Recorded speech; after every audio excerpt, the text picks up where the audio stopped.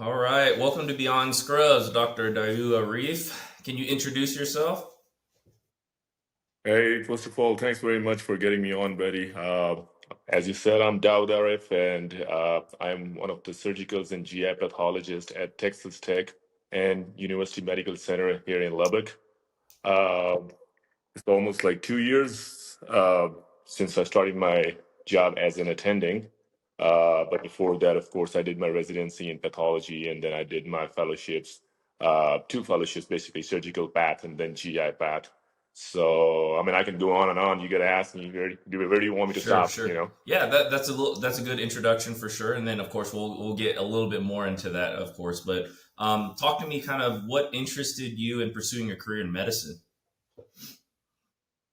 Oh, yeah, you want me to be honest, or you want me to No, no, just no, no. bullshit it? Honesty for sure, man. I want to hear the full thing, your story. Well, I mean, see, my story would be a little different then because I have seen your, like a bunch of stories on your podcast, and I think they are more like, American medical grads, and they come through certain patterns and they, like go through med schools and stuff like that. But for me, it's going to be a little different. It's going to be a little off, but essentially the goal is to, the bigger goal, the bigger picture is to get yourself a decent Sure. career, which makes you like basically your soul happy and then your pocket happy, Sure. to be honest. So you're basically killing, like two birds with one stone kind of thing. So for me, how I ended up in medicine is basically I would make that because my sister, I think I never told you about that, but my sister is also a doctor. My brother-in-law is also a doctor. So it was kind of, she's older than me. So growing up in a very humble, household and then looking into different careers and seeing which is the most stable career. Yeah, it's a little hard to get in, but it is very stable. I mean, you know that. So just following the path of my sister, she was kind of my mentor. She's 4 years older than me. She was already in med school. She was taking her MCAT, and I just followed the lead, to be Sure. honest.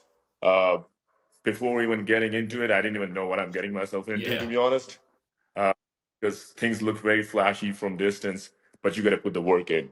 So that's what basically coming from a very humble background and then not very privileged lifestyle, and then just going for something which is more, kind of like a stable and, again, following the lead of my sister. And that's how, I was kind of like, I moved towards Yeah, for medicine. sure, for sure. That great insight in that, right? Couple things that you mentioned that are great is, like you said, very stable. As we all know, medicine's super stable, but definitely a lot of hard work, as you already know, right? Of course. Um, Tell me kind of about your medical school route. I know you didn't do medical school in the U.S., so I'm curious, kind of how does that track compared to the U.S. track? Oh yeah, 100%. So first difference between I think I don't know every country is different, but in Pakistan, like that's where I did like my initial 3.5 years of med school. Like they follow British system, like even their education system is like British. So in Britain you have like 5 year med school program, and that's what we had in Pakistan as well. So basically first 2.5 years, kind of like 3 years is more like basic sciences, and then last 2.5, kind of 2 years are more clinical rotations. So for me, it was more like when I was in my clinical rotation last 2 years, like fourth and fifth year is what we call it.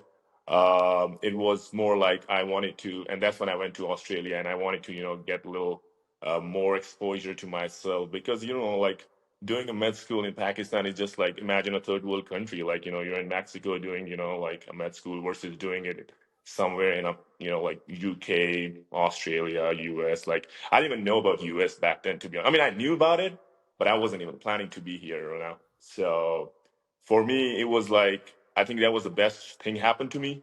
So doing my first basic sciences first 3 years, and then kind of like in the middle of my rotations, I went to Australia and I rotated there. I just got some clinical experience. All my med school rotations were basically in Australia, so that literally, helped me open up more about like and get to know about medicine. And essentially, that's when I started gaining more interest in medicine. Like it was upscale hospitals. It was like really, really something which I finally decided, okay, like in the beginning, I was just like, man, this is just like whatever, some kind of school, and I'm just Yeah, doing it because I have to do it. But I was never into yeah, it, yeah, if that makes for sense. sure, for sure. Yeah. So essentially, when I, that was the best thing. Like I said, it was the best thing that happened to me going to the Australia. Like getting to know the upscale, decent, organized functioning of a hospital, and that's when I was like, you know what, I think I can do that. For sure. So this is how. So basically, 3 years, 3.5 years in Pakistan, and then 1.5 year in Australia, and then things changed. And I mean, if you want, I mean, you can ask me, and I Sure, can go on sure. and on I again. guess my follow-up question to that is, did you start kind of this medical school track right out of high school, or did you do undergrad first? Because it's different in the US. A lot of times you have to do undergrad and then go to med school. What is it like in, internationally? Exactly. So again, there are a bunch of routes, just like the way you said. Even in US, I think you must know about it. I think you already know about it. You have like two programs. You have a 4 year program and you have a 6 year program. A 6 year program, I remember that why because when I was at University of Missouri, Kansas City, they had a 4 year program and they had a 6 year program, like med school program. 6 year is straight out of high Yeah, school. So back home, I mean, mostly people follow straight out of high school. But you can always go back to med school whenever you want to after if you are doing some other degree or something, you can always go back. But a lot of people, I would say 80 to 90% of the people they go straight out yeah, of high school and they take their MCAT and then, like they apply for med school and sure. stuff like that. So yeah, I did the same. I went straight out of high school and did a 5 year Gotcha, program. gotcha. Do you feel as though, I would say that it's pretty rare in the US to go straight from high school, right? I would say. Would you say that um, kind of the crowd is a little bit, would you say that there's people that are not as invested in medical school as much as somebody that went, let's say, had to do 4 years undergrad first and then go to med school because you're going straight out of high school. So, you're 18, 19. Do you feel as though the maturity level is different? Yeah, I totally agree, and especially when it comes to US, like the way it's the upbringing, it's just the like environment you are like you're grown up in like very different, very flashy. Again, I'm telling you, it's very privileged to be in US and getting into a med school. So I think the focus of the kid. This is just Sure, my observation. I might be sure. totally but my observation is like focus of an 18 and 19-year-old US kid is not the same as my focus was or kids like me who come to US, their focus is we were just like we didn't have like freaking bars and party and this and that. Dude, we just knew how to just like go read, go back, maybe sports. That was the only entertainment we Yeah, had, to be honest. So it was a very different upbringing and a very different culturally and the country and everything. So I can totally see an 18-year-old who is in US versus an 18-year-old who is in, let's say, my home country, their maturity level is for definitely sure. different. So I can see why most people go for another 4 years and then they go for med school, but because about that time is when they feel like, you know what, I got to do something really good about myself. And 18-year-old, I don't think so, man. They are in different zones. Yeah, yeah, for sure. Yeah, I just definitely kind of want to hear that perspective of you because definitely way different. I was obviously born here, and when I was 18, I was definitely not mature. So definitely kind of seeing that that's huge props to you that at 18, 19, you're already making those big career jumps. Takes a little bit longer, I would say. Yep. Here in the U.S., I was curious your perspective. Do you feel as though it was difficult, kind of, when you're 18, 19? Again, bro, it was all about the way we were put in that situation. I mean, I'm a believer of the fact that if you put anyone at any age in any situation, of course, not a 2 year old kid, a 3 year old kid, but once you are past 16, bro, like I mean, if you are put in a certain situation and you're like all the distractions are taken away Yeah, from you, right? So if distractions are taken away and you are kind of like zoned in a certain place, I think you have no other yeah, choice to do it. You know what I'm yeah, saying? So just picture because again, dude, I'm telling you, it's just so bad back home that you don't have freaking electricity. I used to have that flashlight to, freaking read under my, yeah, like bed and stuff like that. So it was tough. So when there was a motivation to be better, and then it was to get out of that yeah, situation. So even 18-year-old kid has seen so much that he's ready to, he's at a level of 24, yeah. 25 year No, old, I to be got you. honest. So I totally, go with that. Gotcha, So gotcha. Well, props to you, man. You made it very, very far, of course. Talk to me, kind of, good. how did you handle stress of medical school? Because All right. Everyone is different. So that is the I think that question is so common because a lot of people I hang out with here and they're like, planning to go in med school. Actually, they're a bunch of like I think they are like surgical techs or something like that, like lab techs and yeah, lab scientists, and they want to do med school. And the biggest thing which scares them, and again, it is again, this is like it's like the stress level, the amount of like schooling. Uh, a lot of people would not handle that. So everyone is made Yeah. different, right? So it you can see that as a positive, or you can see it as like, nah, that's not for me. If Yep. that makes sense. When I say you can see that as a positive, means like maybe you have to give decent, good years of your life, right? So let's say we, on average, live till 65, right?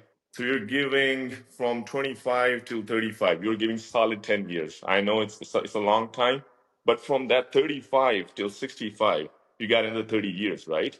So if you don't give your 10 years and you don't like put your head down and like make your main thing as a main thing, those 10 years, if you do that, like you are just like focused and you are like achieving your goal, you set your goals and you're just on it, next 30 years, bro, like that, like they're gonna be super awesome. But again, those 10 years, you have to make some sacrifices. You might not be partying all the time. You might not be like doing stuff which your friends might be doing. Yeah. You know what I'm saying? So you have to make sacrifices. But if you see in a long run, that's a positive. That's the biggest positive, because I know people who will be like, and you know that as well. They're a bunch of nurses. They're a bunch of like PAs and stuff like that. If you ask them, when they get drunk, they will say that, you know what, I wish we would have gone for med school as well. They always have that thing in them. I have noticed that. Maybe it's just me, but I have noticed that. They always have that, oh, we should have been a doctor as well, we should have done this. But again, what holds them back is the stress of schooling, is putting yourself in that zone. So everyone is different. If you can handle that, heck yeah, go for it.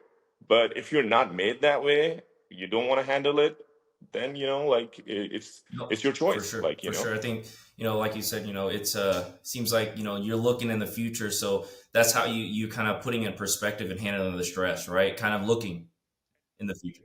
And sorry, but going back to the same point, an 18-year-old American kid is not looking into Yeah, future, brother. He is not looking into that far. He's like, I don't know yeah, about that. So by 20, 24, or 22, they realize that, you know what, if I do that, because by that time they have enough exposure. So they see that and they're like, you know what, I think we for should sure, do that. for sure. So Yeah, awesome perspective. The awesome perspective. So, let's see here. So, do you feel as though, when you did medical school, do you think a lot of medical students wanted to stay in kind of their home situation, whether that's Pakistan, whether that's Australia, or do you think a lot of people globally are trying to get, U.S. residencies?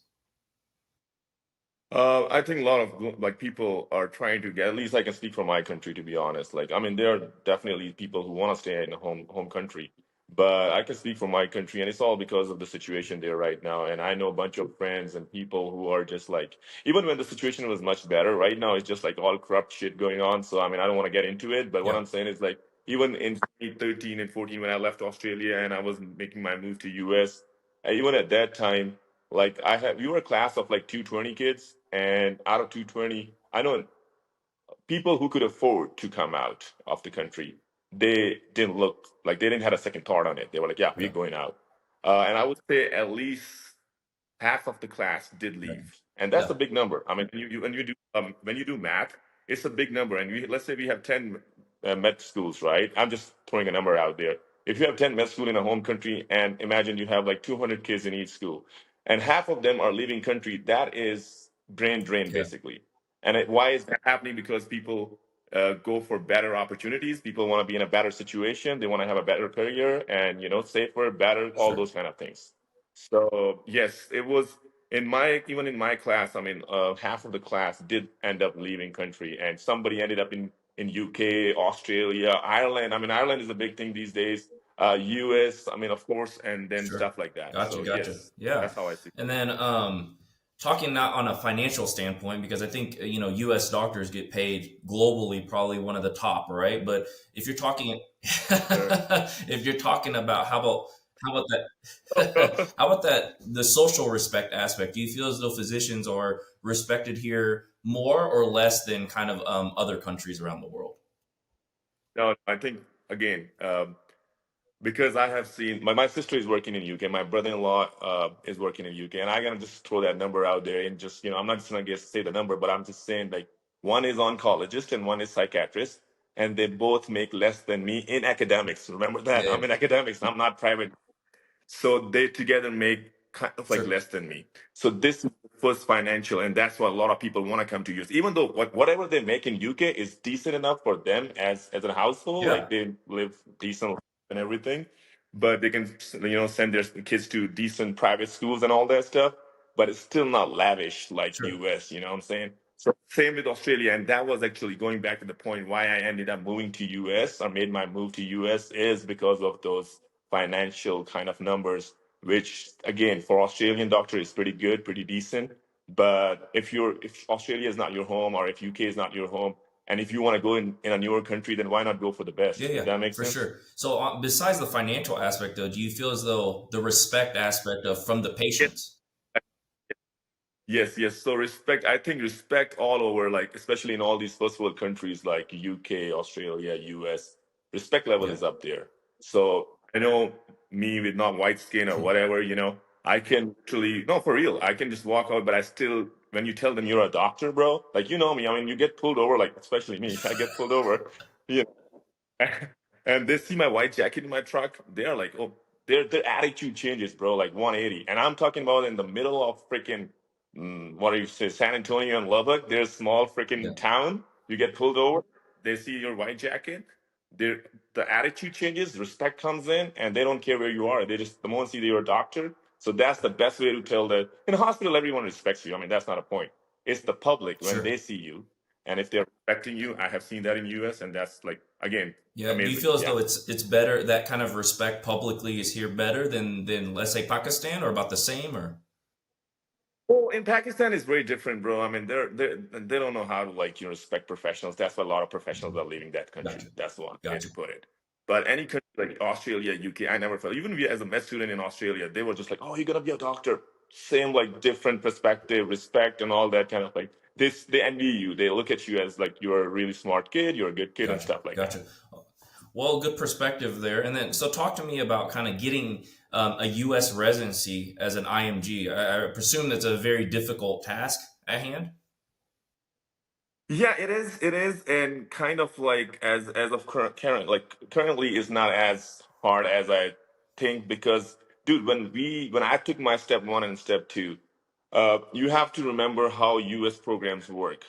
For IMG, there is nothing like my one score was 99 percentile, and then we went to three-digit score. So my step two was 246 or 47, and my step one was like 99 percentile, right? So now I was at that. I was half in two digits and half in like three digits. But for IMG, they would not even appreciate your application unless you're 99 percentile or you are Yeah. 240s and up. You see what I'm saying? So yeah, I mean, any shitty program when they have already screened for all their like AMGs and then they can look into IMGs. But the way they break down is because I was a chief resident myself. You are chief resident. You know how they make the rank list and everything. So when I was chief resident, I saw that in person first time that how they do it is like first they will put all the American medical grant, no matter how much your scores are. They don't, I mean, it makes sense. It should because this is America. I mean, they have the first right, right? They should be the first choice. I'm saying like, oh, why are they doing that? That's just how it is. And it's the right thing to do it. I mean, if I was like here and I was the program director, of course I will give a chance to the kid who Yeah. is here, right? And then because they have the first right. And then of course if they have more like space, they will get next person. And when it comes to the next person, that is where it becomes super competitive between Yeah. IMGs. So we are not competing with AMGs per se, but we are competing more among ourselves. Because if you're 99, if you're 240s and up, you're like, that's when you are in a good kind of like situation. But if you're like 200s, 210s, and 220s, and then you're like whatever percentile back in the day it was like 90 percentile, 80 or whatever, that is not safe spot to be in. So 99 percentiles or 240s and up for 3 years score, and that's what I remember Yeah. during my time. So yeah, it is hard, but of course for IMGs there's no way you can make a mistake in not scoring good. Yeah. Like you have to score good, and you have to be in that top level tier so you can get into you should you're able to pull the Yeah, for residency. sure. Yeah. Any other advice that you would give to other IMGs kind of applying for US residencies besides, of course, getting the good scores like you said, but anything else that, you give? 100%. So scores is like 70%. Like let's break it down to 100%, like, what they look into your resume. Scores account for like 70, 80% of your weightage. Like the weight of scores is the highest. And then comes, of course, if you can get a chance, if you're privileged enough to come here and do a clerkship, like internship, some elective or some kind of work in US based hospital, that's a super big boost on your resume, you know. So because then when whoever is reviewing your application, they can just see and he's like, oh, this kid is already here. He was volunteering himself. He was working. So it just boosts your resume. So a person who is trying to get into US as an IMG, of course, number one is your scores. Knock them out of the park, as good as you can, right? Now they're lucky they have step one as just pass fail. Step two, you gotta go 250s and up. Like that's if you aim for 250s and up, 260s and 70s, because everything is going up. Like scores are just people know how to take tests, Yeah. you know that, right? So it's just scores back in the day, passing was like what, 185, 190, and nowadays it's like 210 or something. I don't even know. Like it's just going up. You see what I'm saying? So if you're planning, if you're an IMG and you want to come to US, scores number one. Number two, if you can get a chance, do some observership, some elective in a good hospital or at least decent hospital or university. And it's so easy to find. I mean, it's not like literally you can just go online. And I remember I did my, before starting my residency in Kansas City, I did my 6 months of research internship at MD Anderson Cancer Center, right, in Houston. So I was in Houston for 6 months, volunteer. Like I didn't like I wasn't getting paid. I wasn't doing anything, but I was with one of the, like PI and I was just like working with him and what that did to me was like my resume was like off the Yeah. charts. So you have to put the work in, you have to find the ways, and that's those two things on your resume, your scores, top tier, your research, your like whatever, some electives in a good hospital, you are in a good Yeah. spot then. Yeah. So Yeah. that's great, man. Yeah, great advice. I mean, you just gotta stack everything in your position to get the best possibility for sure. Definitely, Yep. Yep. one of the main reasons that we're doing this podcast is your new unique perspective as an IMG. And I know that there's a lot of IMGs looking, how do I do it? How do I get a residency spot in the US? Because it's very competitive, like you already did. But yeah, definitely for sure, that's a good path to kind of follow. No, before you go to the next question or something, I just want to appreciate you for pulling this together because there are not many people who are doing this or educating people in a certain way. I know you have your other, like that MD Yeah. Boost thing, like people who want to go in med school and they can, like just go online and prep for, the old questions and stuff like that. Really, really good resource. So, and this is just this. I mean, again, like this is a good attempt, and I hope this is going to be Yeah, helpful I for a lot think of I think people. this is going to be great for a lot of people, D, especially not only for the IMG community too, but all the questions that are going to come up is going to for pathology too, because not many people talk about each specialty. So yeah, so now a good segue here. How did you choose pathology as your specialty? Yeah, because I was not a good clinician. Now I'm just so. But the thing is, as a kid, brother, I never wanted to be a doctor. Sure. I will be honest. Like, I mean, I was not in my head. Doctors were, again, I was in Pakistan, bro, and there are people, doctors are, like I said, they're not respected. They don't make money. I mean, you have to be a drug dealer or you have to be some celebrity to, make money in those countries. So I was never attracted to stuff like that. I mean, I was like, make joke about that. Like when I was in eighth grade or something, and my mom is like, so my sister was already taking MCAT, so I'm like, she's like, what about you? Like, D, what do you want to do? And I'm like, I don't know. I want to be a model. And she looks at me and she's like, son, there's no chance. I'm like, oh, I'm like, okay, all right. And that's about it. I think, I mean, she just wanted me to do and make the right choice and, in the given circumstances. And I think then I was like, all right, you want me to be a doctor? I mean, I will give my best. And then that basically translates into the fact that I never wanted to be in Mm. clinics. I never wanted to be in ICU. I'm always fascinated by surgery. I love, like, that's very interesting. It's fun. One of my electives was in plastic surgery, bro, and all those fine sutures and stitches and subcuticle and this and that, like very fancy work. But I was just like, I sat back, I thought about it. I was like, I don't know if I want to just do that because it was just not in me, Yeah. if that makes sense.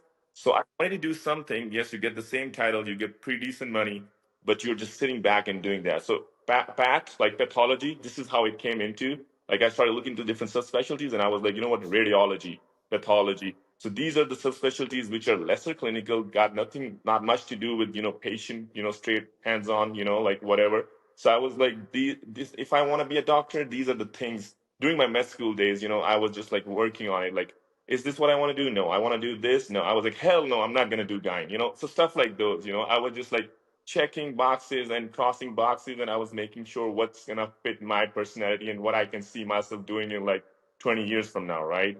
So that's how I, like started like looking into path, and then I was like, this is fine work. It's just you use your brain, you make cancer diagnosis, and you sign out the report. You talk to smart people. I talk to you. I don't talk to patients. I tell them, hey, this is squamous cell. This is this. So it's just this works for me, and it worked for me, and I like it that Yeah, way. yeah, If for that makes sure, sense. for sure. And the times that I talk to you and consult you in the hospital, you seem very passionate about what you do, and just getting that perspective of how you chose it. So, but yeah, for sure, great insight. Trust me, that is real story. Like I'm not making shit up. Like for me as a little kid, you're always attracted by flashy life and stuff. But then when reality hits you, you're like, okay, this is what I Sure. want to do. You know what I'm saying? And this is how it just translates me into not being so clinical. I was like, that's more than enough in my med school rotations, and I was like, it's not for me. So that's why I went towards like Gotcha, that. gotcha. Well, talk to me about your intern year for residency. How did you manage kind of the expectations, right? Because it's a big learning curve, and how do you manage the stress? I mean, now you're in the U.S., right? You're a different system, right? So, talk to me about that experience. Yeah, so well, with me, it was very interesting. I think for me, the most stressful time was when I went for my rotations in Mm, Australia because, like, I mean, my English is still bad, but it wasn't as sweet as, or as crisp as it's now. I'm just kidding. But what I'm saying is like moving to a whole different country with different culture, with different people, zero friends, and just like you are implanted as an alien there. So I think for me, that was the most kind of like stressful time because I wanted to understand the system. I wanted to know the system. And then, and just trying to like get to know people and try to learn and try to do that stuff. So for me that was most stressful and most, like, I would say, the best experience as well, because either I could have just gone into my shell and I'm like, all right, this is done, I'm over, like I can't do this, or I had to take it on and I'd be like, all right, I'm gonna do it, I'm gonna try it. So I went this route and I was like, you know what, I'm gonna do it and let's learn. And of course it was stress. I had to go through different like people. A lot of times I wouldn't even understand what they're saying and yeah, stuff like that. But you don't give up. You just keep going on, and the systems of these countries are so amazing that they will help you automatically. yeah, You know what I'm saying? And like I said, people are always helpful here. They're always like help, no matter where, even in Australia or US. I always came across good people who are always helpful. It's just about the attitude, man. If you show you're interested in learning, you're just not fuck yeah. up. You know what I'm saying? Sorry, I don't know, man. My words may be not appropriate for the No, podcast, but I'm just saying, if they can see, and any person who has 20, 30 years in medicine, they can literally read you right away that how competent and how much interested this guy is in whatever he's saying or doing. yeah. If that makes sense. So it's stressful, but it's all up to you how you wanna handle it. Either you wanna be just whatever, I can't do it, or you wanna like, nah, I'm gonna try it. I'm gonna try it and stuff Gotcha. like that. So, do you feel as though that kind of 6 months a year in Australia was more difficult than your intern year in Kansas City? You think? But no, because once I got into the groove, like again, system in Australia is very similar to US, to be honest. Like they all speak English, they all have organized, like everything works. The workflow is the Sure. same, right? So once I got the hold of the whole situation, I mean, you implant me in UK, you put me in US, any country which works on similar, like kind of like workflow, it wasn't a problem. When I came to US, my first time I was in Miami, right? So I was with University of Miami, I was with Jackson Memorial Hospital, and I was doing my electives in general surgery. So I still remember, all that freaking, I hate that, but you get a scrub in and then, oh, you don't want to touch this, you don't want to touch that. Isn't how that is, and by accident, even nurse gonna yell at you. So all those situations. I mean, if you want to see it now, we laugh about it, but if you're in that moment, that's For sure. stressful, bro. Like, I mean, your day is shitty. If a surgeon yells at you, your day is gone, bro. Like you're just like, what the heck I did? Yeah. You know what I'm saying? So no, so those are the things. But I had that little experience in Australia, which helped me transition to US, which was very similar. Just the accent was different. The English was like kind of like certain things I had to say certain way, stuff like that. But other than that, it was pretty smooth transition for me. But the transition from Pakistan to Australia was somewhat harder for me, Yeah, if for that makes sure, sense. 100%. I mean, I can only imagine, right, going from Pakistan all the way to Australia, right, and then kind of like you said, you're English and learning kind of mannerisms and figuring out the system. Very very difficult. I can only imagine. But it seems like you did great with that and transitioned well in the U.S. So yeah, for Appreciate. sure. Talk to me kind of a little bit about residency and being yelled at. You mentioned a little bit about it as a medical student and whatnot, and everyone's been there, right? Yeah. As a resident, as a medical student. So if you're getting yelled at or chewed out in residency, how do you kind of process that or deal with that? So I know, I mean, you're an ENT, so I know it's surgery, residency, getting yelled at is a whole different way than in path. So I will just give you my paths kind of like in pathology when I started my year one and how it was and stuff like that. So in every program, I mean, that's just universal. In every program you go to, you have good attendings and you Yeah. have bad attendings. That's just the nature of, like beast. Like you have to tackle. Well, there's I think that's a very, common kind of like saying. I don't know who said that first time, but I really like that. It was like residency is kind of like dealing with different personalities until you yourself become a Yep. personality, right? I really love that phrase because it actually you go through that stuff. In my residency, when I started in the first year, we had like 5 attendings. And as a patch resident, you sign out with them, you sit next to them on microscope, and they tell you, okay, this is blah, blah, blah, this is this cancer, this is this thing, this is benign, this is malignant, blah, blah, blah. And you are on the other head of microscope listening to them, right? And then they're gonna quiz you and they're gonna yell at you if they expect you at different levels. Year one's different expectations, year two, there are different expectations, and three and four and stuff. They're 4 years residency in APCP if you're gonna do anatomical and clinical path. So year one, they take it easy on you. You're just like you can. Year one is when you can make dumb mistakes, and I think that's pretty much universal in Yep. every residency. You can make like, of course, as a clinician, you don't want to kill a patient, but in like in every like year one is just like nobody pays much attention to them. But you can. That's actually the best year you can learn as well because you can say dumb shit and nobody's gonna yell at you.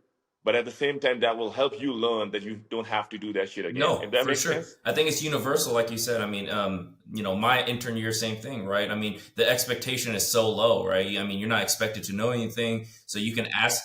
Yeah.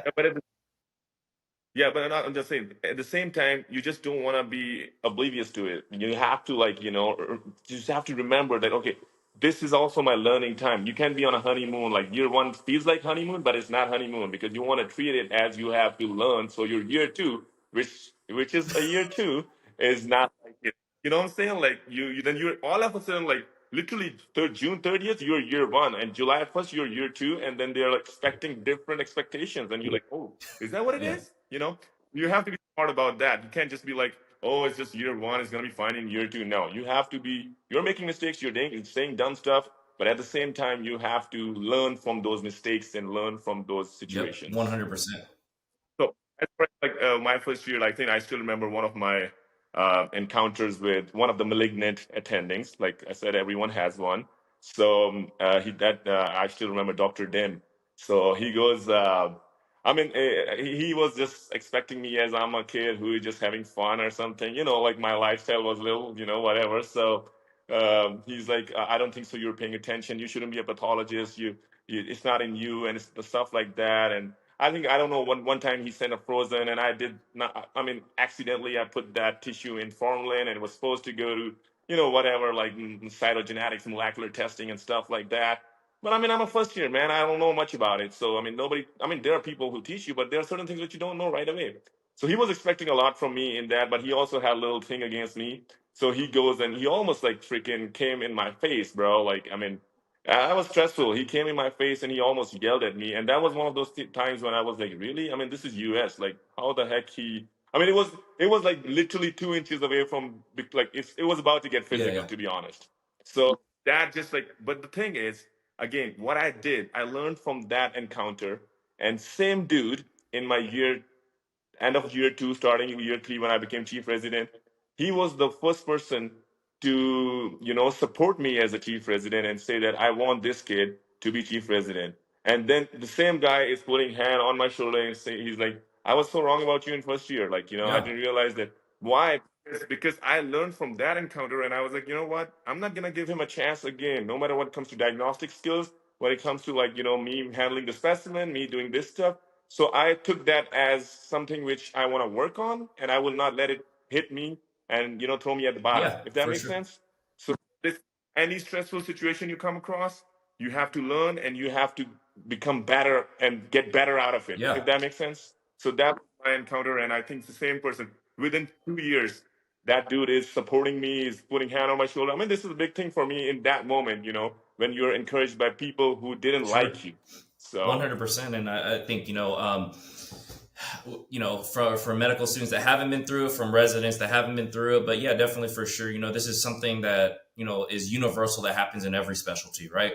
You're going to have those attendings that are really rough, right? And, some of them are just rough to be rough. Some of them are rough because, they expect a lot from you. And actually, sometimes the ones that are roughest, they just want to see the most out of you, right? because they can see the best in you, so they want to bring the best out Exactly, of you. exactly. So yeah, great point. And definitely for sure.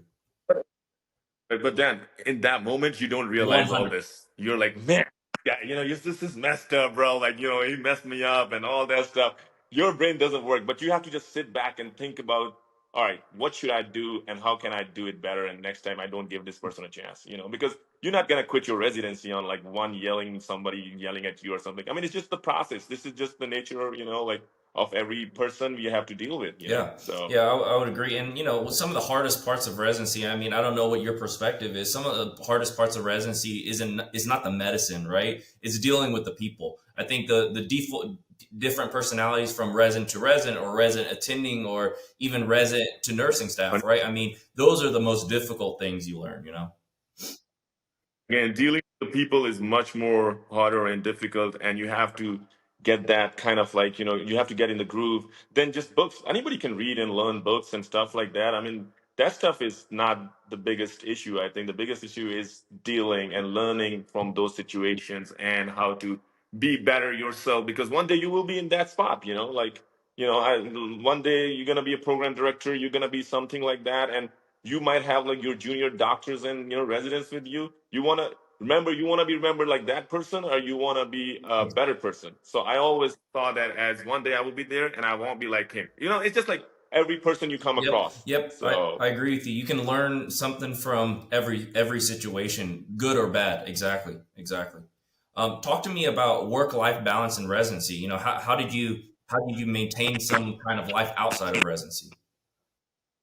okay, so again, this is every subspecialty is different, and if every subspecialty have like different requirements and different kind of like lifestyle, and it depends on like a lot of people are on nights and stuff like that. But when it comes to pathology, it's like a little different because you don't have like those night calls. You don't. I mean, you do have calls, but they are like not as busy and as like like kind of like how can you say harder? They're not as hard as compared to some of the more clinical subspecialties, especially surgery and stuff like that. So when it comes to like dealing with your scat or whatever you want to do in your residency, yes, I always remember, my lifestyle, like I will work out, and I will just like make my routine. So before going into med school, actually ended up in a military school. We call them cadet colleges. So it's like total military setup, like just like army, like you wake up at 6, you have 10 minutes for breakfast, you have like 20 minutes for drill. So I did that for 5 years, bro, from my eighth grade till my high school. I was in a boarding school with very strict lifestyle, like everything was so organized. That reflects and helped me kind of like organize my residency as well. So I would just look at the whole month schedule and I would say, all right, this is gonna be my tough day, this is gonna be my easier day, this is gonna be tough day. So what I'm gonna do on my tough day, all right, how I'm gonna manage that. So I would always plan ahead of my like week, month, and see how can I get the best out of my. So if you don't organize yourself, if you don't, this is just my again observation, this is how I do it. So for me, it's always helpful if you organize and plan ahead of time and see what kind of rotations you're going on, what kind of day you're going to see. It's a busy day. You have to make sure that you have enough time to get some rest and stuff like that. So it's all basically you break down how your week looks like and how you have to organize it. Yes, again, that could be stressful, or you can take it as like, what, I got to do this. So again, these are two, but it's definitely, I mean, nothing is easy, man. If you want to get to certain points, certain thing in your life, you have to apply yourself. You have to make changes. You have to do certain things that you might not like, but you have to Yeah. do them. So it's just the process to get to where you want to be.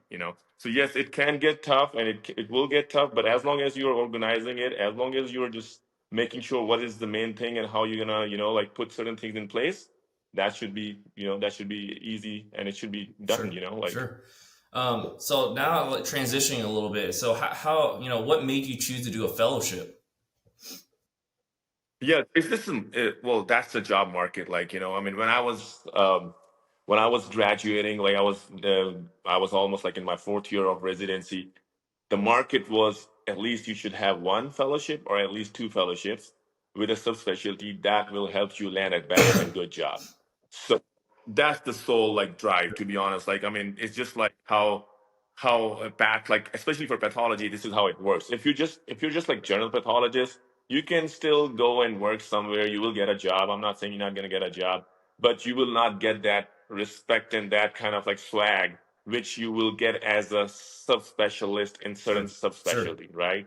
I'm a GM, so I get that special kind of like, I'm not gonna say special treatment, but I get that special respect in a way that, hey, can Dr. Arif see that case please for me? Because this is like, liver biopsy and we don't know what's going on. So can he look into it? They're not gonna ask it for pathologists because none of them is Yeah, GI, yeah, you know what I'm sure. saying? So it gives you two different aspects: better market and kind of like more respect to you from your colleagues Gotcha. as well. So of course, first thing is getting more marketable. Like you want to be like, get more job choices and offers and stuff like that. So one fellowship past like two fellowships, it just, and my thing is like I did search back, which is head to toe, like entire body, make cancer diagnosis. And then I subspecialize in GI liver, so esophagus, stomach, pancreas, small, large intestine, and then liver tumors, medical, Yeah, like all the PBCs and hepatitis and all that kind of stuff. So for me, that just gives me I can take care of everything. At the same time, I bring an yeah, extra to my like expertise. And wherever I go for a job, they will say, "Oh, okay, so he gonna cover everything for us, and then on top of that, he's gonna give us GI expertise for take sure. it." So it just makes you more marketable. And of course, on the other side, flip side, it also gives you more respect in your colleagues, and they see you a little Yeah, different than for others. sure, for sure. I mean, I know a lot of our attendings like using you, of course, too, because of that. But yeah, for sure, definitely for sure. I think, It's it's a very dangerous thing. Once you fuck up your impression, bro, then it's gone. So path is a different world. I mean, of course, every subspecialty is different. Just like if you're operating and you mess up one, the word goes out in the yep, patients, right? So it's the same way with us. We are dealing with smart people, so you can't BS them. Like you can't. I can't BS you. You're gonna say, "Come on, man, what you talking about, right?" Because you're a freaking doctor yourself. So we have to be very careful and very, like on point, not make any freaking stupid mistake and stuff like that. So yeah, that's right. That's right. You yep, said, brother. yep. All right. So now your scenario is you're done with residency, you're done with fellowship, right? You signed that first attending contract. What was your first big purchase that you splurged yourself on? I got my truck, bro. Talk to me about your truck, D. Yeah, so I mean that's when you start reaping of all the like Yeah, good stuff about it. That's when the rewarding time start, right? And that's when you all the hard work you put in for 10 years. Yes, it's a long time. Yeah, we are not like OnlyFans models, or we are not like very classic YouTubers, TikTokers, or whatever the heck is going on in the world. We we chose the path which was stable, but yes, it was a little longer, but again, it was stable and it gets to where you are. Maybe it takes a while, but it definitely gets you where you want to be. So of course, when I mean, I always like fast cars and fast like whatever trucks only when I came to Lubbock, but before Lubbock, I always liked fast cars. If I was trust me in a bigger city, I would have gone for like possibly one of the sports car or supercar or something like that. But like I think my best purchase was truck when I came here, and spending almost 100K on a truck, people will think he's crazy or whatever. But I mean, when you are by yourself, and then when that check comes, like it comes to your bank, you feel like making some decent purchases. So I think yes, that was my kind of like up till now. I mean, that's just the beginning, brother. Now is the time to enjoy all the hard work and all the stress we handled in our last yeah, eight for ten sure. And I years. think that's the reason why I asked you that question is everyone kind of spends their money differently, but you worked hard for that money, and I think that I'm just curious, kind of what you ended up purchasing, and definitely for sure, it's that, like you said, it's all that hard work over the 10 years that kind of accumulated to that, and so it's always nice to hear kind of what reward did you give yourself? I know you are ahead of me in that situation, but I wish I was smart enough. But when I was a resident, I would have invested in a house or something like that. But my brain worked a little different at that time, and Yeah, everyone is different, right? So for me, somebody would say this is stupid to spend that much money on a car and stuff like that. I'd better invest that in somewhere like whatever. So after my truck, then I figured out, you know what, I need a house. So I went for the sure, house. I was a little late, I'm a little slow, brother. So other than that, I mean, I wish I would have done the same thing as you are doing. I think you have your house kind of working towards that, and I should have done that when I was resident. But again, I mean, in that moment, with all the sure. uncertainty and your next job, next fellowship, your IMG, all that stuff, your visa situation. So those are the things which don't let you think too far in that kind of investment. So, but yeah, I'm glad that I was able to pull the truck and then a Sure, house, and sure, for sure, man. it's Not that far behind, man. I think, having a house now is good. So, talk to me a little bit on a more serious note, kind of fresh attending out of training. What are the main differences, would you say, on a responsibility standpoint, between you being chief resident versus you being a new attending? You know what? that is just like literally black and white. Like, I mean, it's still as a resident, you are still not responsible for a lot of things, right? I mean, you are responsible, but it's in a very different way. But when you have a case in your hand and your name is gonna be on that report, and you're giving someone a cancer diagnosis, similarly to you guys, like if you are on operating table operating someone, and it's gonna say Dr. Wen did this to me or whatever, you know what I'm saying? So that changes perspective. Like when you are making cancer diagnosis, you're not smiling.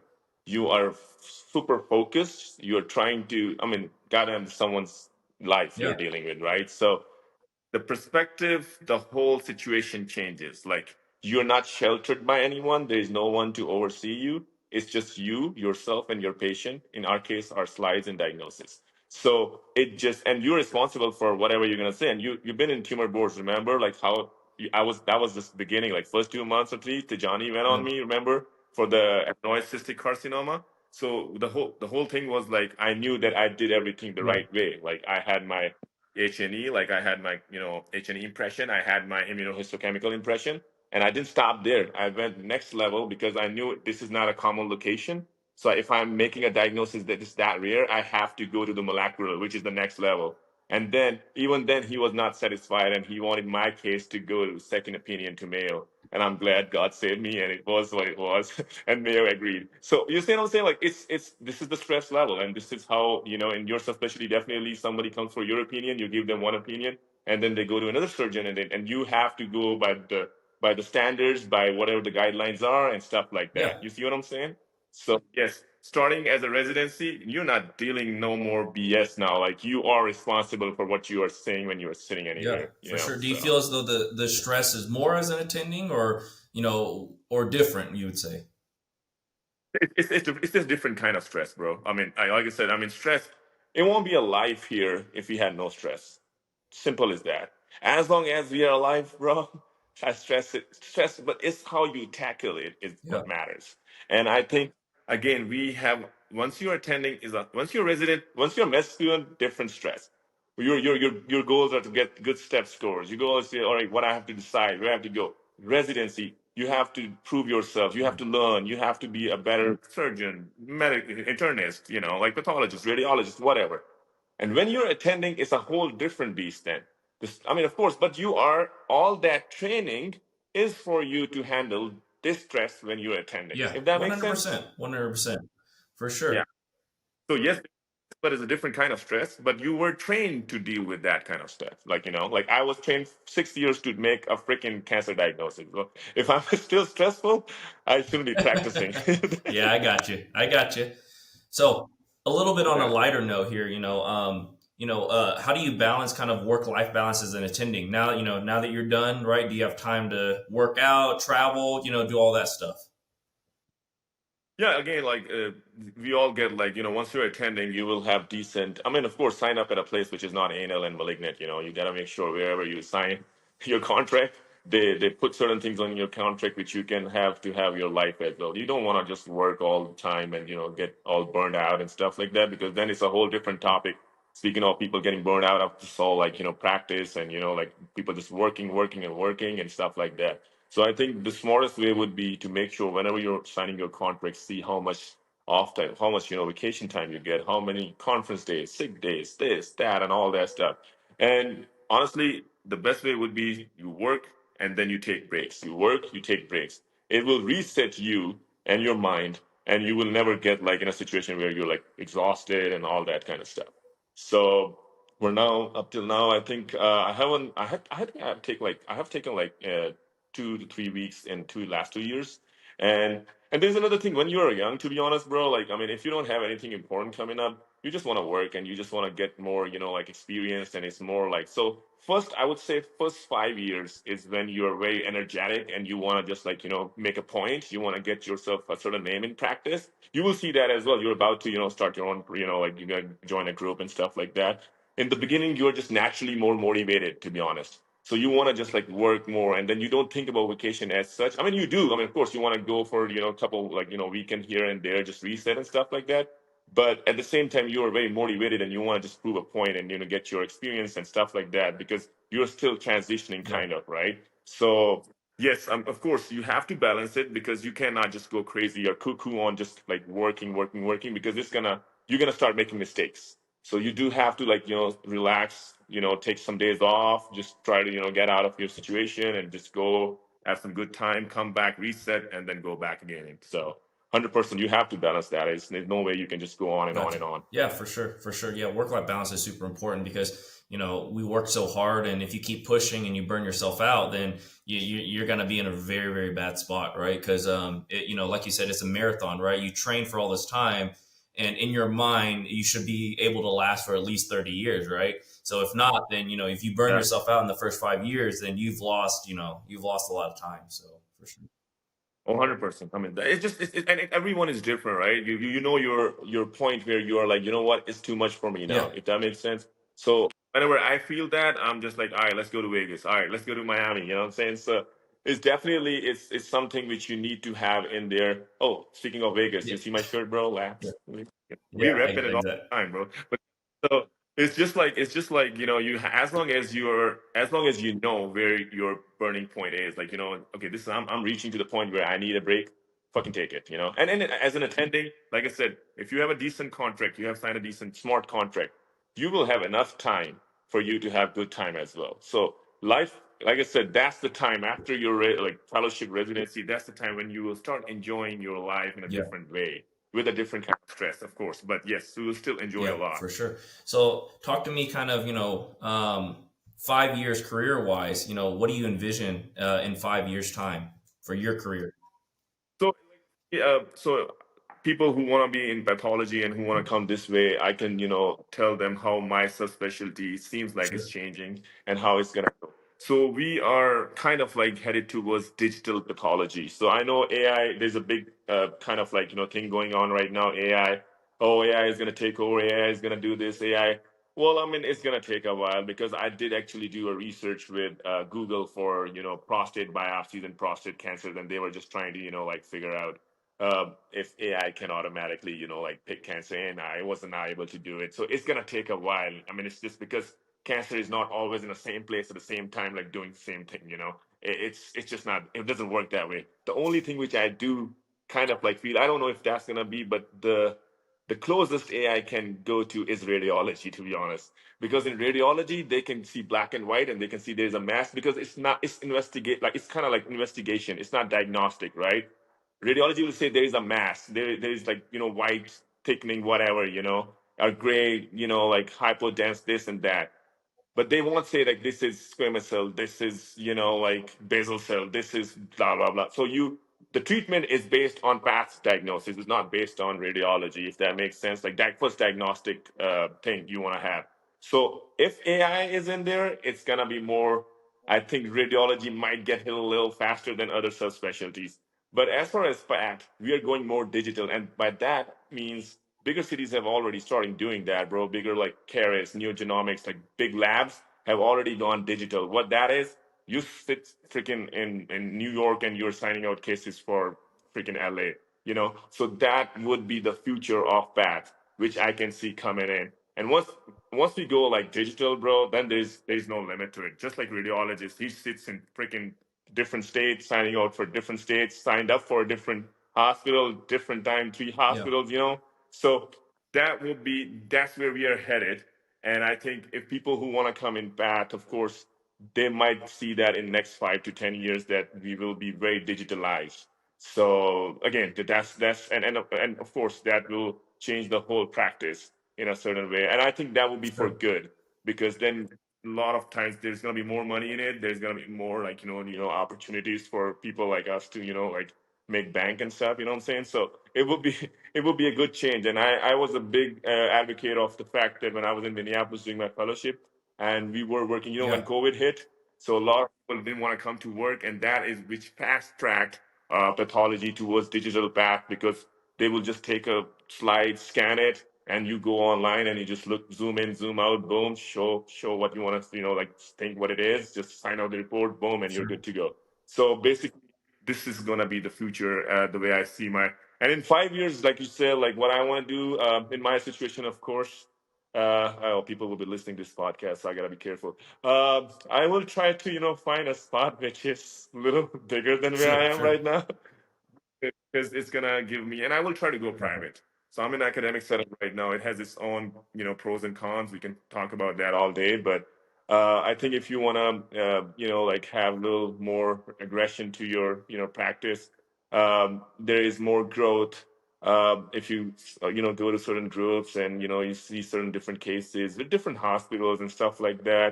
More like, what I miss in my practice is I was trained to see liver transplant biopsies, and in my 2 years, I have only Yeah. seen two.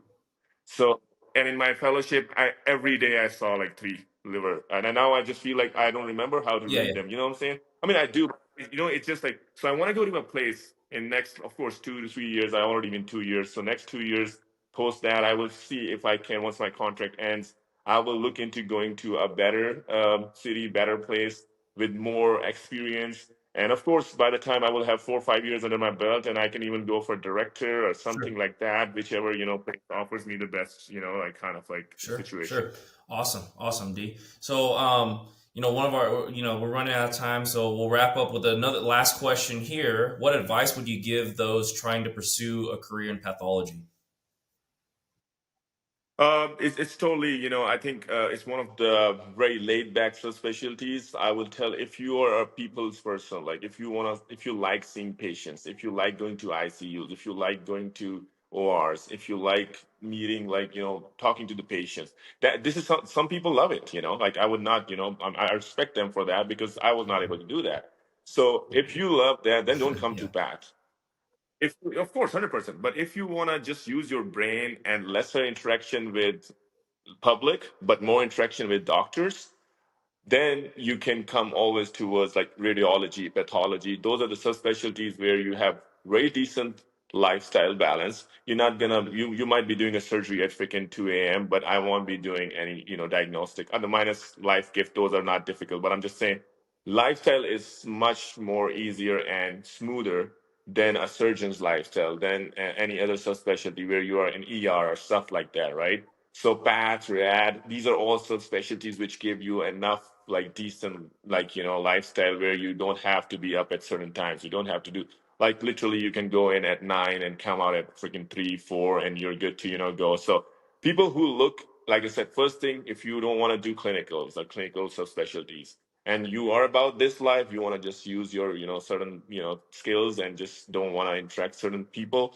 then this is you're not gonna get Daisy of the week and Doctor of the month and all that kind of, whatever the hospital gives you. Oh, you might get unsung hero, or you might get heroes behind the scenes or whatever kind of thing. But I mean, if you're about titles, then go public, man. Do whatever you want to. But if you're about, I mean, I was never about like titles, and I don't care even about all those little things. But for me, it was more like what I want to see in next 30 years. Should I be doing the same thing, or I want to do something which I would like? And I think path would be people who want to come in path. That is a subspecialty which would be very, very versatile. Like once we go into another 5, 10 years, digital, sitting home, signing out cases and stuff like that. So it will be very much like radiology. So those are the subspecialties people who feel like they should be coming Yeah, in those. awesome. Well, I appreciate you joining me on this podcast today, D. I hope we get to do this again in the future. Is great. I think a lot of people will learn a lot from this podcast. I mean, I surely did for sure. So I appreciate it. No, Brady, I appreciate you having me on, and I was always love to be back whenever you wanted me, man. You All know right, I'll me, all catch you right? later. Thank you for joining Beyond Scrubs, man.